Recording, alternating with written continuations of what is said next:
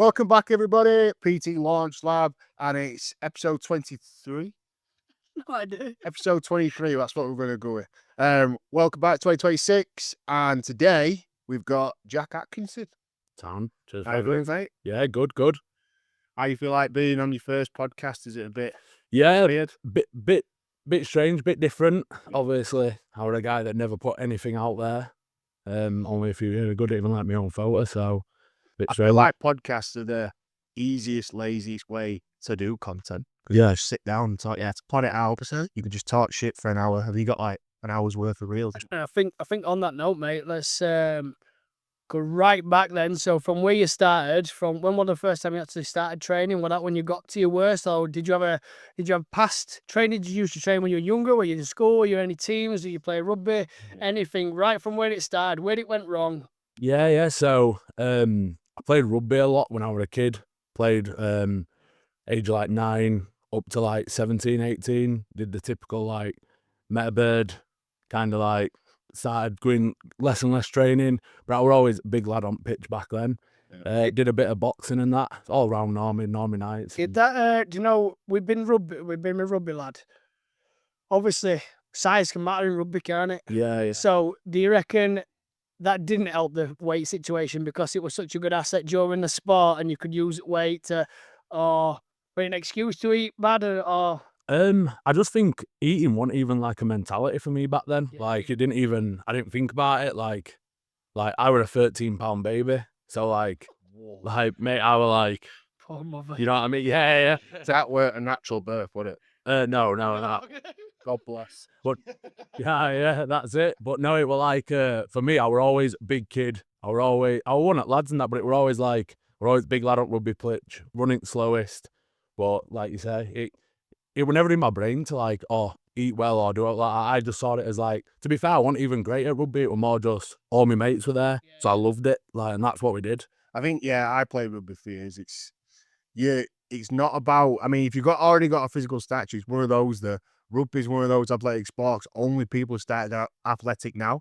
Whereas if you were a big lad, it's like, right, you're in front row. Yeah. That's it. And then you're just a front rower. It doesn't matter your fitness level. It's like, you're the biggest kid on his pitch. You're going to be in front of everybody. Oh yeah, if I stepped up field now and I want prop, I'd take it to heart. Yeah. Imagine going back after his weight loss, it's like you're a winger now. Yeah. So from there, how long did you play rugby for? About 8-9 years. Played for Normie quite a long time in school, and it was just more like fun with mates rather than like taking it seriously. I was never going to be much, or I want like just for a bit of fun. Yeah. So from there, where did it get to a point where you realised or noticed your weight loss? Were you just working a normal job at that time? Obviously now you're a PT, and that's what we're going to go into more. But I want to know like where it all started. What point did you get to where you were like, I've let this go too far? Yeah, if you don't mind me asking, what was your heaviest? I was 46.5 stone at my biggest. So that was my. What's that in kilogram? It's like I think it's over like 250 kilogram. Wow, yeah. So yeah, fair old boy, like. But Big lad. Yeah. Drafting there. Yeah. But no, so it won't. This is the thing that I say to everyone, like, it won't like I just 1 year were in good shape and then 1 year I wasn't. Yeah. Like, I remember I was like 17 at college and I did my first year in plumbing, and then we went on to a second year, and it was like people had started to notice and say like, my mates, you put a bit of timber on, like in the time off. And then it was just that consecutively, like year after year, just putting it on. So I always find this interesting because I was a bigger kid years ago. And everybody thinks that you just sort of notice all the way through. It's like, I'm going to do something about it now. But I don't know if it's the same for you. You never knew until you knew when you were at your worst. Like you have to hit a rock bottom to go. Do you reckon it's because you see yourself every day as well, and you understand, you can probably understand that you're a bit big, but never think it's that much of a problem until you realise, maybe seeing a photo with someone and think, and that's the first time you actually realise you've put even more on. Yes, it's an hard one because now I know it's like a stone easily. Yeah. Because like you're checking it all the time, you're keeping on top of it.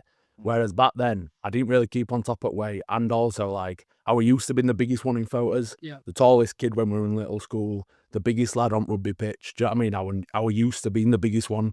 Then like when my mates want that size, it were like, oh well, I've always been bigger than that lad at side of me, so it's no different. But then it started to get, it was like you say, people started noticing and saying, and the more people are saying, the more it was like, right, it's starting to come a bit true now. Do you know what I mean? Yeah. And it's sort of time to accept it. Yeah. So what were next protocol that you went from there? What were the? Can you remember the day you just went? That's it. Yeah. So it was like Christmas between, I think it was 21 and 22. I was like, I've had enough now. But at that point, that's when I was at my biggest. So 2019, 2020, I'd tried losing weight through like, you know, done things with like NHS on their schemes, been to see dietitianists, been to do different things. Just not really sticking. I'd got to a point where it was like, I was too big to just like, like people say, oh, why don't you just go for a run? But like at that size, it was like too far. Do you know what I mean? Too far gone. So 2020 was, 2021 Christmas, in between Christmas and New Year, I was like, I said to my mum, I was like, this is it now. Do you know what I mean? I'm kind of done with it. Is the first thing you do went to NHS then, or did you go to a PT or? No, like, funnily enough, I never really I felt like PT wasn't as big, or whether it's because I'm into it now, I see it on my phone all the time. 100%. And Whether you're in the industry, innit? because I wasn't in the industry, I never really saw it. The only thing I ever saw were like lads coming to like rugby training and been like putting us through a certain circuit, you know, that were brought in by our coaches, but not like actual dedicated, oh, sign up with these and you'll do this. It wasn't like that. So first thing I did is I went to NHS and went on like their diet scheme, and all they did were like, they give me like 3-month gym membership, and then like a dietitian to check in with, and I lost like 5 stone with them, but I ended up like putting more than what I'd lost back on. And it was that point where once I'd put more on than I'd lost, I was kind of like, it's getting a bit much now, innit? Yeah. See the theme of the roller coaster. You needed something. You've sort of just missed that window where they've started introducing GLP-1 into people's prescription. You know, I think they were really prescribing it back then. No, Do you ever have that conversation with them or not?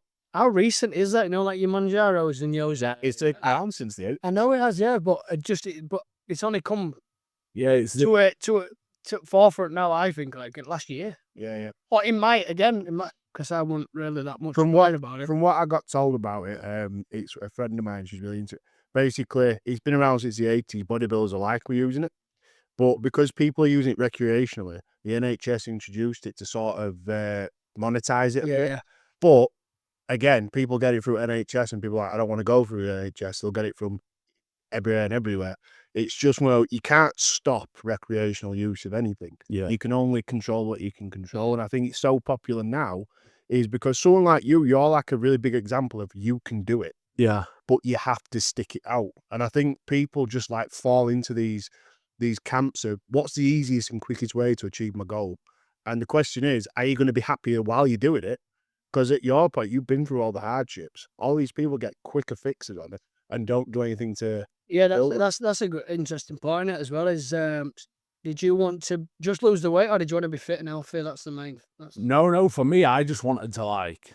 I noticed that during what like lass kept saying like, I know you're worth so much more than that, and I always had like this mentality of like, oh, I want to do this business, and I want to do that, and it was like my mum used to own like burger vans, so like I always wanted to do like something with that, and it's like I always enjoyed alt food and that, but like for me with GLP-1s, like I don't think they're a bad thing. I think a bit like me, like I had gastric surgery abroad, didn't I? Like over 4 years ago now, so it's like that would have kickstarted to me. Was that the first procedure? Yeah. I went through to Istanbul and had it done, but it was like, for me, it was like, you're not going to tell someone at that size that, oh, you can't use that tool, you've cheated. So I've already heard that. I agree. GLP-1 is a fantastic thing to do because it kickstarts everything. It gets your hormones balanced. There's a lot of benefits to it. But what we're finding now is we've got people who's not particularly in a worse enough state that they can't get out of it themselves, who are using it as an excuse to lose this weight. And then they don't actually fix any problems because a lot of muscle mass is lost if they're not training, they're not eating near enough at all. It's actually causing more health problems because people don't know actually how to use it. Yeah, that's it. I'm not against it, but it's all circumstantial. So it's like, are you a 12 stone woman wanting to be 10 stone, or are you a 40 stone man wanting to get down to 20 and you need a boost, do you know, to start you off? A bit like my surgery, like that were a kickstart, but then my weight plateaued at like 31 stone. Yep. And when I noticed that at 31 stone, right, the surgery now has gone back, it's not really doing it anymore. Do I want to stay at this weight? And everyone was saying like, you look good now, or you know, you look great, you're a tall lad, 6'4", but it were like, it's like a tool, innit? That tool were now done.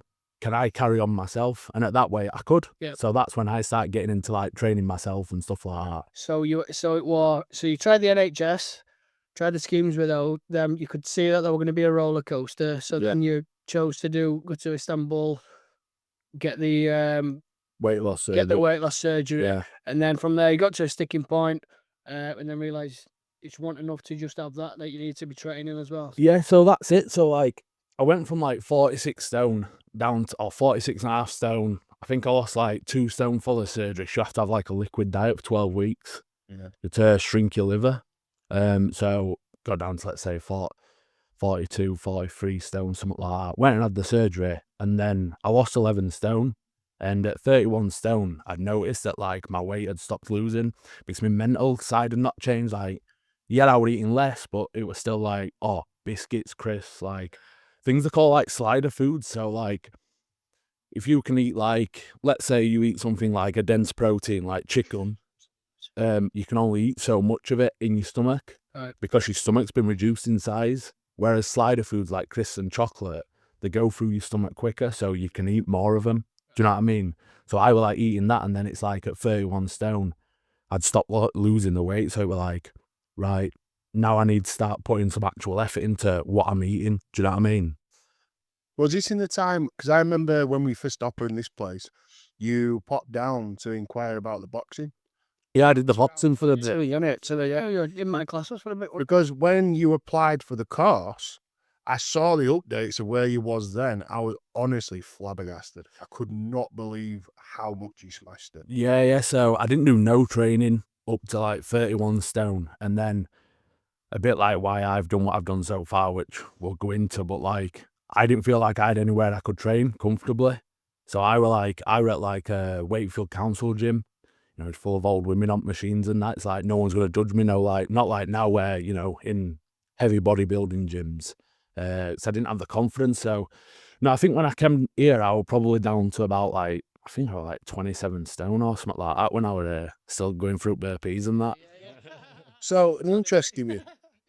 So you talk about the mentality of you didn't want people looking at you or judging you.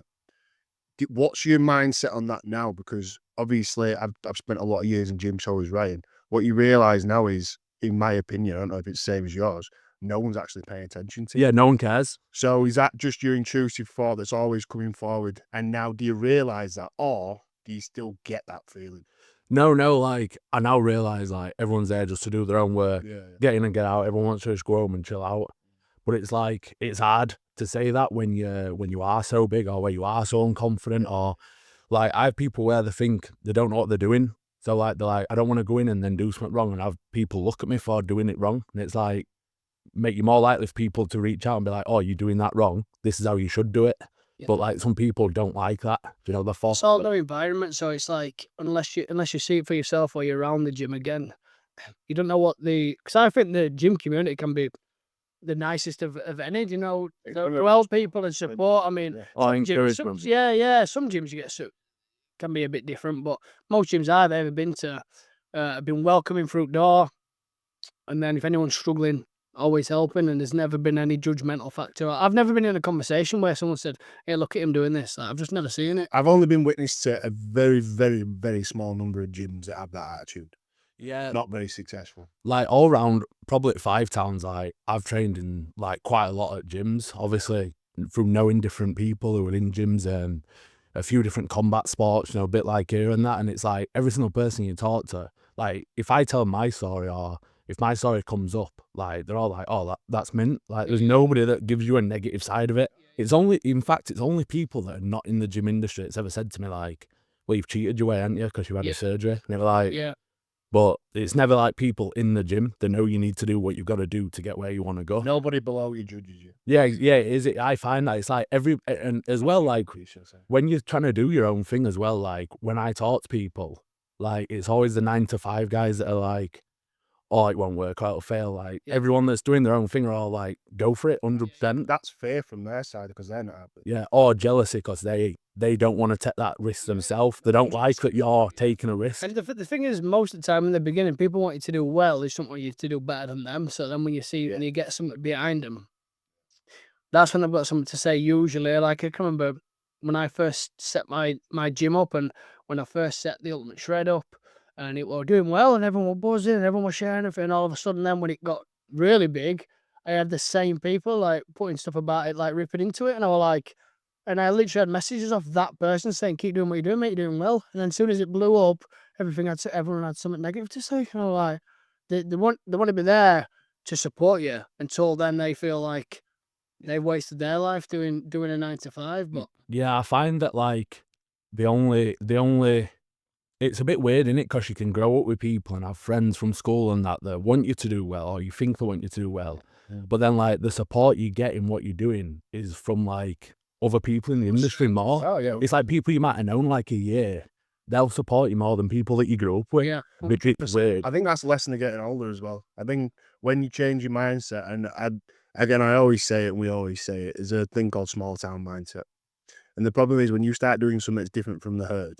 Yeah. People, you got two types of people. You got people that back you, or you got people that do the opposite but judge you.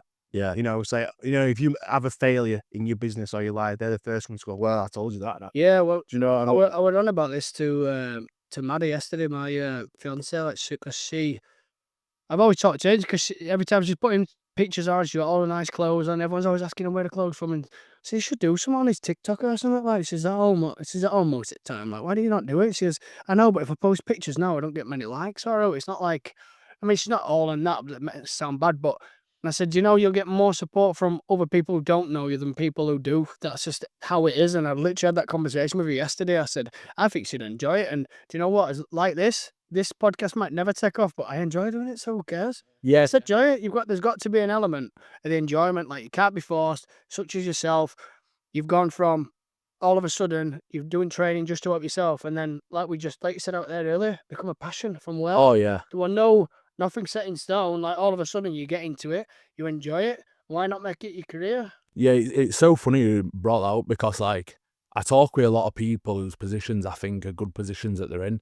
And I was talking to a gym owner the other day and we were having a bit of a discussion about it. And he said like, you know, as long as you're true to yourself and it's the passion that you're following, people will see through it all. Like all the fakeness, like people doing something and then 6 months later dropping it off. Yep. They all rise up and fall. But like, if you are genuinely passionate about what you're doing, and it's not about the money, because it's hard work, mate. It is hard work and it's a lot of time. The hours, it's unsociable hours. People never see it. And when you're messaging, like, people see the results at the end. I mean, we're going to go into before and afters and stuff soon, like we've mentioned. But even then, people see all that. They see all the glitter and the fancy stuff behind it. But they don't see messaging when they're struggling in the middle at night, or when they message you at 11 at night saying, mate, I could just go into the fridge and raid it, or go in my cupboards, I've got some biscuits I'm dying to eat, or oh, mate, I've messed up, I've ate this, I've ate that. Right, don't worry about it. This is what we're going to do to be accountable for it, or whatever. People don't see it on that. They only see you.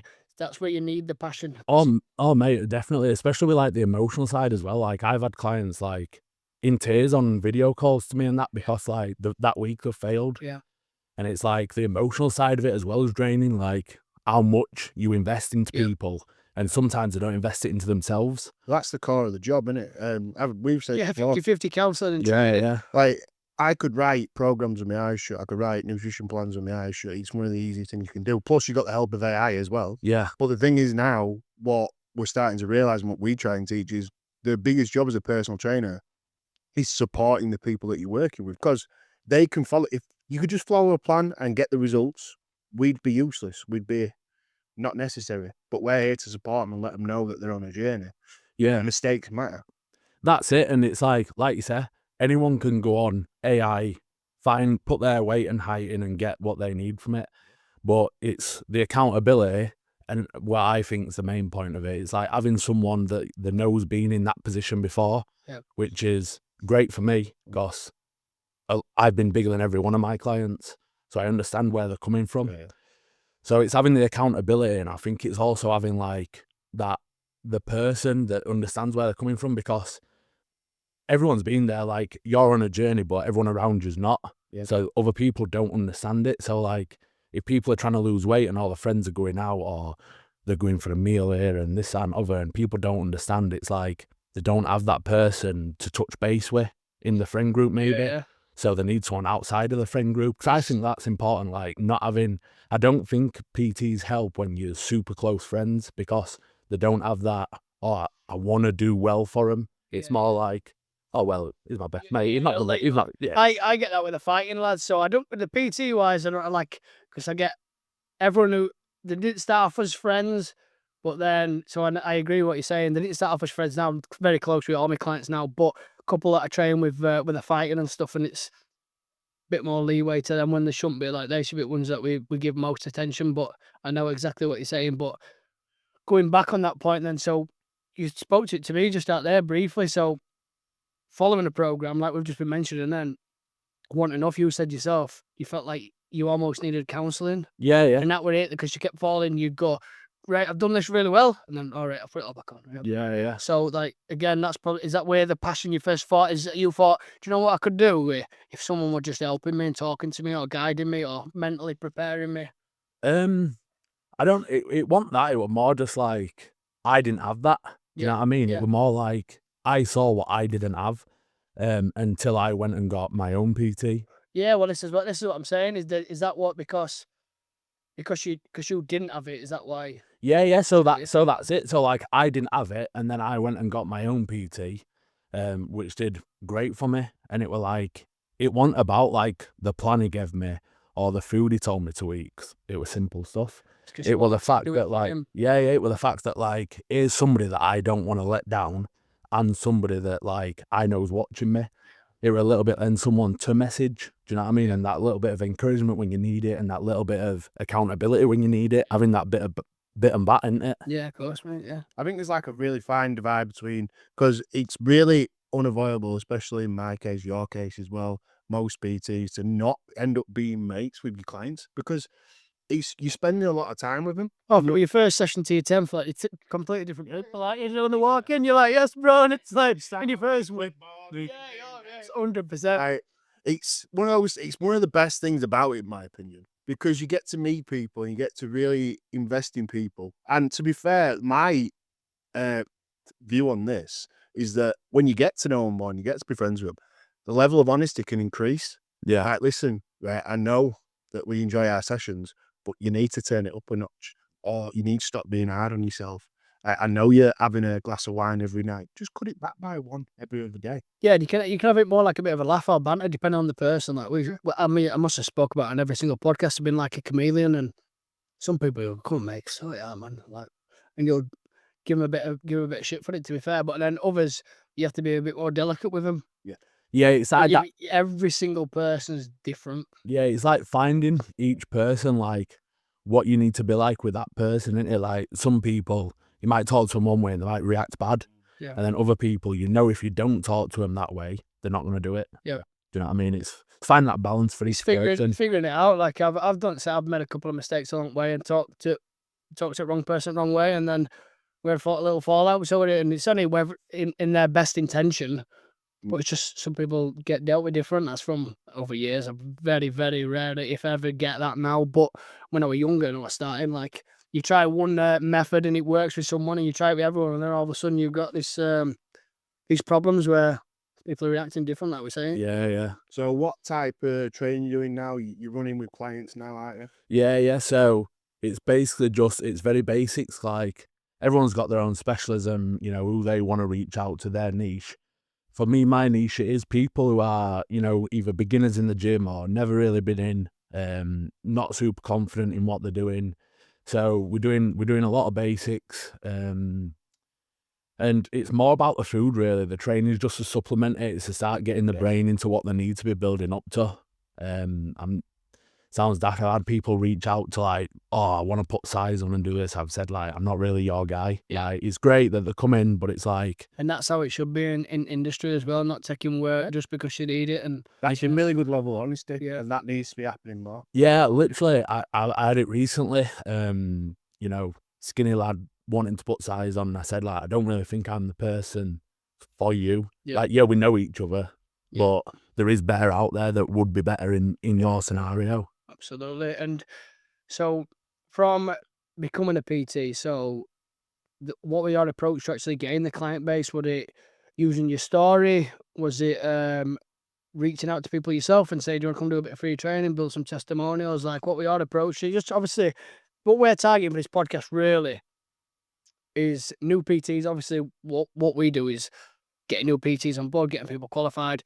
But then we want to give that bit extra now where we take people like yourself and we get as many different routes and successful people like in this industry to give us all these different stories and go, you could be this, you could be this, you could be this, and then you could mix all these together and they find their own routes and they try different things. So what were your approach? Yeah, so for me, like, everyone had noticed I was losing weight in our training just from like what I was doing myself. And it were like, I had a few friends that were saying like, oh, I want to do this, or I could do with losing a bit. More just like from seeing me lose it. Do you know, they'd known me from being bigger. And then it were like, well, I'll help you if you want. Yeah. Obviously, I helped out a few people last year. Like, free helped them all out, took them training. And then started building my own little thing, and then the food came into it, so they were like, oh, I'm going to eat this for dinner, and they were like, you could be better eating this or eating that, and you know, I know you like to eat that meal, but here's a meal I've made that's very similar with some better swaps that make it half the calories. So then it were like getting people into that mindset, and then when it were like I'd done it for them, it were kind of like, you know, I can do this, and that's where obviously I was getting qualified at the time as I was doing it. Yeah. So it were more just like word of mouth for me. Like I said, I've never been like a big social media guy. It's all a bit new to me now. Yeah.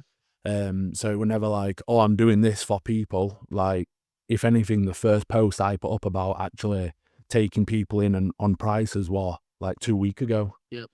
So before that, every person I had and helped out were all like, oh, he's done this. You should, oh, I saw him in Asda the other day. You should see what he's done. Why don't you message him? Yep. You're a walking billboard for it because you are the pinnacle of the success story. Yeah, that's it. It's like people see it now, but you know, I've had it before. I were in Istanbul for one of my skin removal surgeries. I was training in a gym there like 2 days before because I thought, clear my mind a bit, go to a training session, train in the gym down there, and like this Turkish guy came over and he was like, oh, you don't need to do weights, you need to go on treadmill. Because I was still like this, like a year or two back, so I was still a bit of a big guy.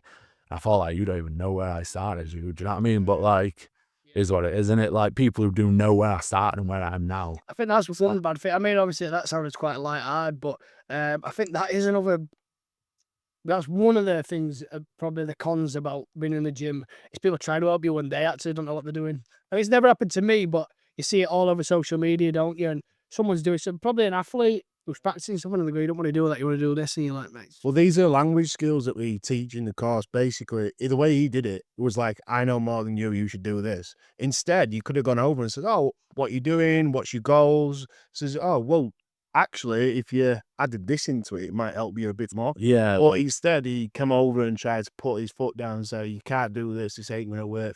Yeah, you want to do it. Unfortunately, commercial gyms are the worst for this. The on-floor PTs that are just pottering about. I remember one of the times I was in one of the local commercial gyms and there was this like hippie-looking fella just bobbing around and I was bench pressing. He come over, I can add 20 kg more to your bench press. I'm like, who the fuck are you?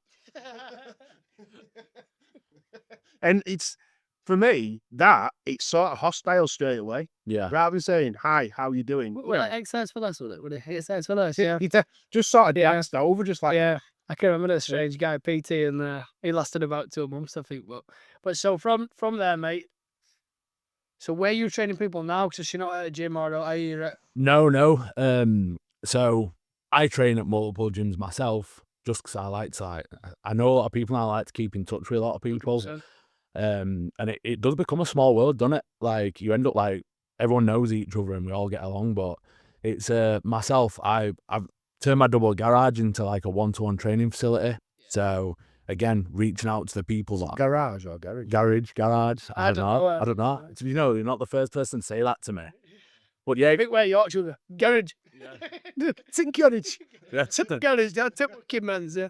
But no, it's like I say, which suits my niche perfectly because it's for people that are too unconfident to be in a gym, whether it be a commercial gym, a bodybuilding gym, one of these new IROX gyms. Like, I want the people that are too scared to be in them places, don't want, are worried about what they'll look like if they're doing sit-ups or burpees, let's say, but in my place, they can do that. Yeah. And because it is just us, they can really have they can really put their mind into like learning the training. They can attempt it because if they fail, there's no one to feel like the judge of it. Exactly. I mean, And I've said that before. Like I've got some big clients at the minute, and I said before, like, don't worry, cause however you feel now, I've been bigger and felt worse. yeah. Do you know what I mean? It's a good way of doing it. Yeah. Yeah. And I think I like the way how it's almost like privately online, and it's kind of a mixer too. Like no one really knows they're doing it. They can just do it in their own.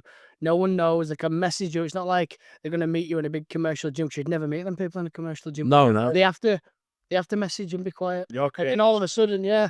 And I can imagine it's very hard to get testimonials and before and afters off these people though, because so I'll probably lead on to the next point. Is what I wanted to touch on is, although I think the story that you've got is brilliant, I feel like the client base is brilliant. It's something that we've not talked about on here.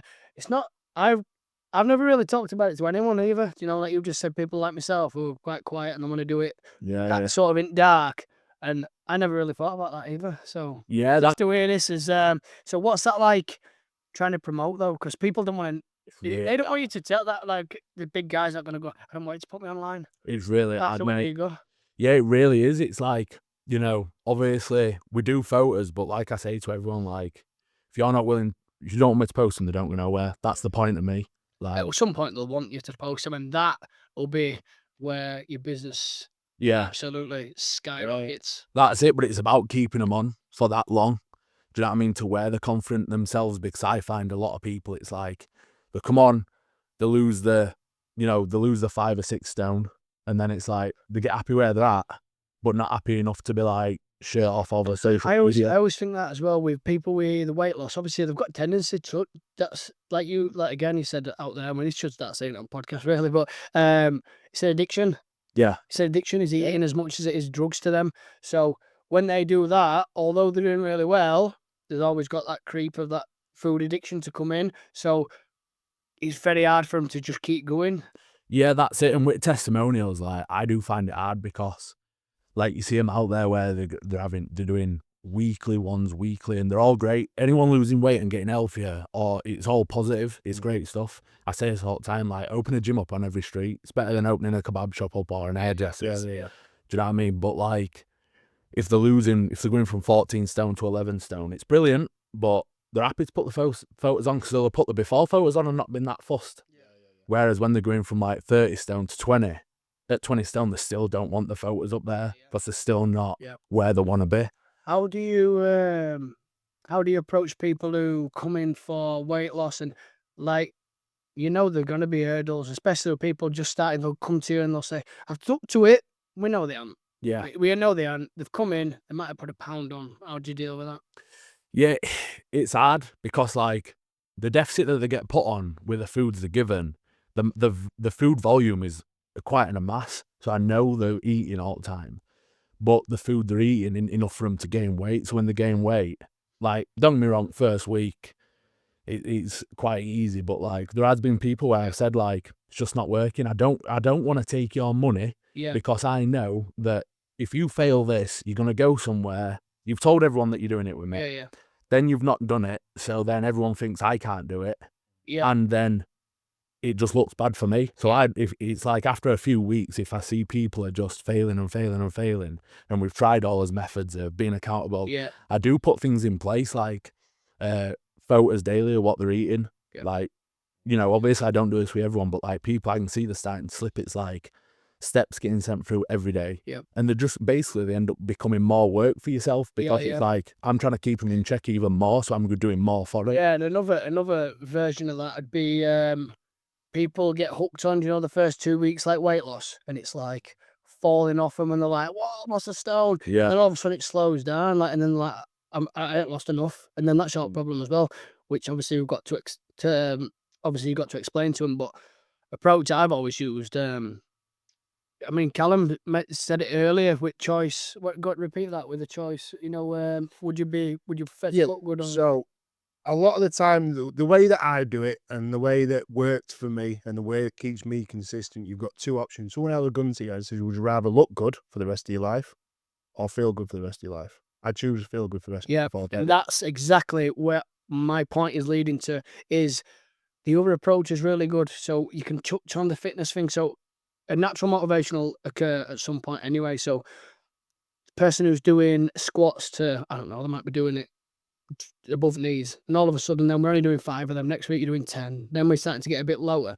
And that's what my other approach is. Yeah, but look how well you're moving better. And I start using progress on exercise over constantly on the weight loss. And then when I start putting all the work in, they go, I'm training like this and I'm still eating these biscuits. Like, I need to, I'm going to put more into it now. And there's a natural motivation. At some point it does kick in. People's change again. We talked about being a chameleon. Like, all these approaches work on different people. Like, rather than to be fit and healthy, the results will come. Like, got to have that bit of patience. We all lose weight at different rates as well. That was my biggest complaint again doing Ultimate Shred is I had me men coming in and saying they go, I've lost 1.5 stone already. And then I'd have lads going, I've only lost 4 pound or whatever. And they're like, he's lost 8 kilos. Yeah, but he's 25 stone.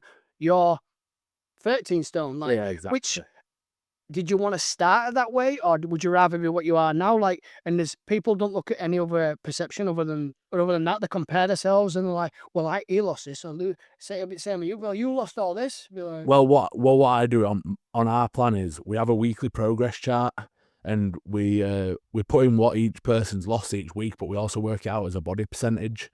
So, like, if someone weighs 10 stone and they've lost 1 pound, it's a percent of their weight, which would be the same as someone who's 20 stone losing 2 pound. It's the same percentage. Do you know what I mean? So I put that in place. So it's like, yeah, you've only lost 3 pound, but that works out at 2.7% of your total body weight you've lost. That's Do it. you know what I mean? Because you are so light as a person. Yeah, and again, that's it. What an argument to be able to have, because that cuts any of that Yeah. argument completely out, doesn't it? Yeah, that's one thing that we do in place each week, where they get to see that, and it helps as well, like with people that, let's say they're starting at 18 stone and then they're 14 stone, and it's like, no, you're still losing like 1.5% a week.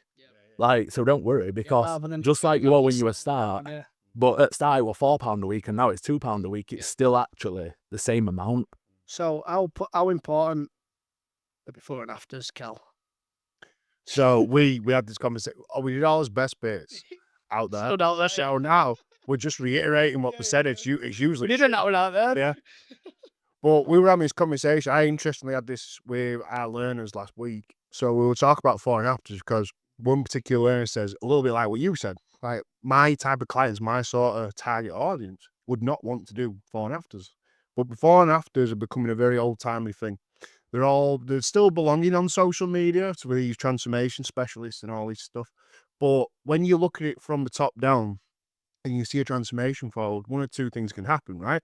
You see it and you go, you're maybe already 18, 20% body fat. So it wouldn't be that hard to get down to that 15% below. You're like, oh, that sounds really good. I could do that. Or somebody maybe in your starting position sees that and like, there is no way I'm going to be able to do that in an 8-week challenge or 8 weeks. And I'm never going to put a photo on there.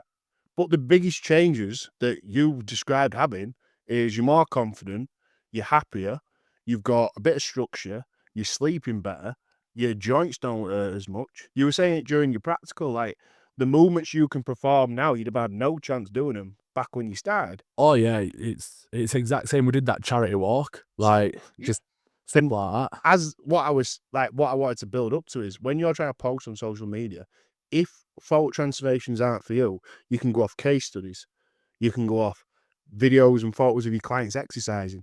Like saying, Linda was at this point of her weight where she couldn't squat because her knees were killing her. And now she's banging out 10 bodyweight squats, even throwing a burpee in there. Like, look at where she's at, because you're going to speak to somebody out there who wants to do that, who needs to do that, and understands that, oh, it's time. I just need to start. Yeah, it's funny you mentioned that, because I had one client, and he said same. He said, like, he was never affected about his weight. He's not an unconfident guy, 18, 19 stone, let's say. And he said himself, he was like, I notice I want to make a difference when my knees hurt, and I'm thinking, I'm 30 odd, my knees shouldn't be hurting when I wake up on a morning.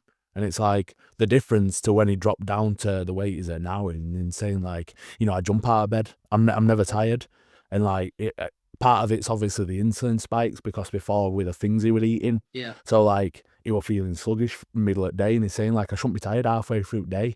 And it's about like giving him a baseline that's more achievable, rather than like, like you I say. even like, I'm obviously low weight anyway, but for me at this weight to my fight weight, like, and I'm small, considered small anyway. I feel definite impact on my legs and my back when I'm running. Oh yeah. And that's, so we're talking, that's it, minuscule compared to like the big guys.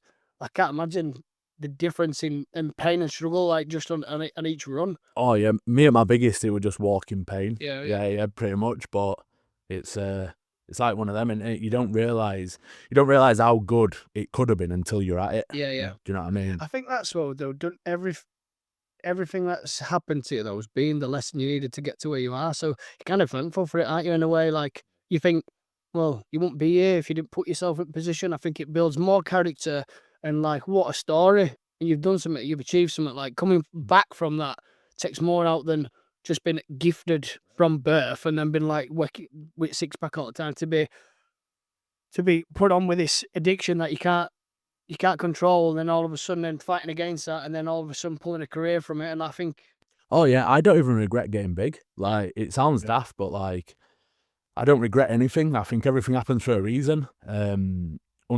And it's like, if I'd have got big, if I'd have never got big, then maybe I wouldn't help the people that I one day may help. Yeah. Do you know what I mean? Because if I'd have always stayed that 18 stone, semi in shape, big lad on rugby pitch, and then just got down to 14 stone, Yeah. I wouldn't maybe have been as approachable to the people that are 25 plus stone. Do you know what I mean? So I'm open to use what I've done, as instead of being like, oh, I regret that I got that big. Yeah. Well, it's like, well, let's use it to help people. Do Absolutely. you know what I mean? And so obviously you do online and obviously in the garage. Garage. Yeah, I'm gonna call it that forever. That's it. But yeah, that's it. So do you find better results online or from when you actually train them yourself? It is definitely when they're when they have the full package. Yeah. Because I don't train anyone in person that's not online. I think even though you can be quite close to people online, there's nowhere near the same connection, and you just talk, like, no matter if you're typing or online, like behind cameras or behind any, like, you're just chatting to a normal person, aren't you? You're just talking, and they'll tell you things that they can't say in front of anyone else, and all of a sudden you've got this bond with someone who you didn't realize you're ever going to get close with, and then they start putting trust in you. They don't want to let you down on that personal level as well. Yeah, that's it. I find a lot of people say that, like, if they have had a bad week, they're like dreading the check-in. Whereas if they're in person compared to online, they've got to see you. Yeah. Whereas the check-in, they can post a check-in, you can respond to them, then they can just ghost you. Yeah. Do you know what I mean? They can just kind of go, Yeah, or- and then 4 days later they come back with, sorry, my head's been. Whereas when they're coming to you regularly in person, And I feel like thingy as well though, like, I think you can text in a number of different ways. Like, if I text someone, you think they've been funny or not. yeah, read And it it's- wrong. Yeah, read it wrong. So, and they might even think when they're texting you, oh God, he's gonna hate this. I've let him down. Whereas there's a bit more of a personal level on it. The no, obviously you're gonna say, obviously we know we need to sort this out, but like, that they're gonna be all right with it and understanding, and you need to be.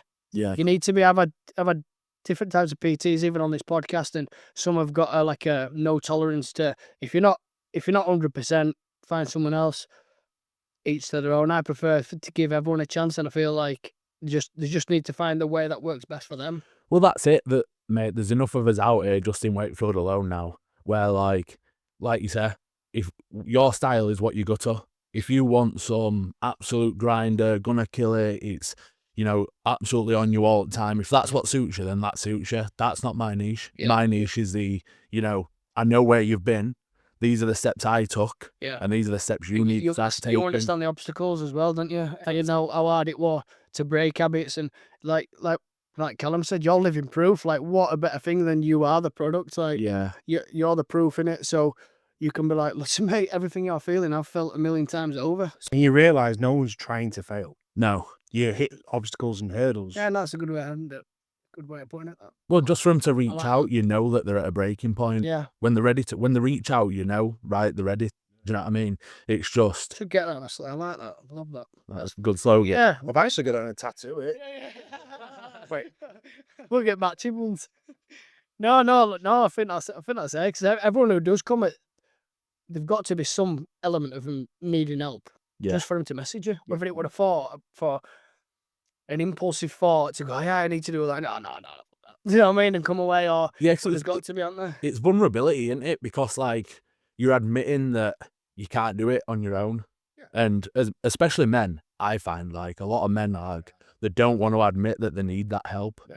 But it wasn't until I went and had the surgery, and then I started doing it myself. And then once my weight had stopped on my own, and I was like, right, I'm training, I think I'm eating right. It took me to be vulnerable and go to someone and go, I'm terrible, my head's like this. Yep. I hate being in these sort of places, and just give everything to somebody else and let them be like, don't worry. And it's kind of like, they give that blanket of support while you're doing it yourself. And I think, so probably last point, looking at time, what I think we should cover, I mean, if you've got any other points, Cal, you can say, but I think, do you need to have had some sort of floor PT experience to actually do it online? Like, I'm a big believer in it. Like, and don't let me steer your head if you think different. Like, this is what we're here for, to have this discussion. But for me, anything online that I've done, I took from personal experience and tried to get some of the same qualities from being a floor PT to them being online.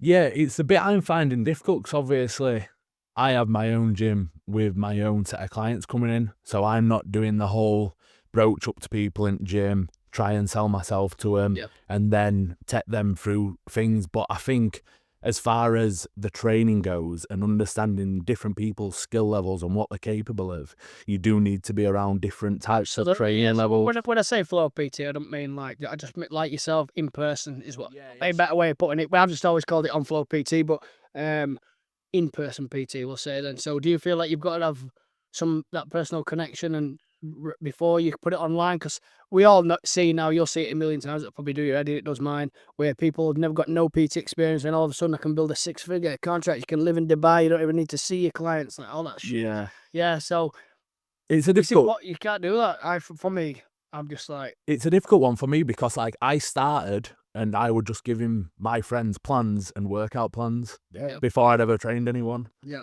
But then it were like, they want working as well as it does now. And it is because now it's like, all right, so when people have never done this before, that's their mobility might not be able to do that. So it's better to see in person and see what people are capable of. I think the in-person is definitely needed for, our people training to the higher end of failure. Yeah. I don't think that happens if, you don't watch people train and understand what they think is failure is not. Yeah. Same with the cardio. I think people, we can all walk on a treadmill for half an hour and not really do much. Yeah. I think it's very different to when they have you in person pushing them. And then even if it's just a few sessions and then they come away and can think right, I know what level I should be aiming for or more. And I think to be a successful PT with a lot of people, I think to be a successful PT that can help people, you've got to have that experience of doing it with people. Yeah, I think it's just the qualities, the people skills. I think so. If I ever did stuff online, then what I did is same as people I did in gym. I was still just checking up on them all the time. How are you getting on? Yeah. How are you getting on? Don't always need to be. Have you done your mile run this week? And fucking get off my back, man. I just feel like just being a person and being a normal person. I feel like I made more of a thing to do it when it was online, to be like, how you getting on? Are we doing all right? Yeah. Don't need to be about training. How you feeling today? I'm feeling good. And trying to build it that way, that was my approach anyway. Again, there's probably miles better online PTs than me. I'm definitely This is a beautiful thing about it. There's always unique ways that people do it. Like, everyone can do it and be successful in their own way. 100%. But as long as you're not going it down the route of, well, people are just going to buy my programs and follow my nutrition and get results. Like, you're not being inclusive and you're not being actually emotionally capable to handle these people when they fail, because you're not doing it to help them win.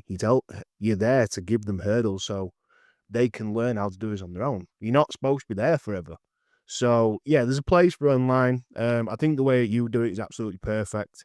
I think online coaches that treat it as you're there to help them, you're not just there to sell them a program.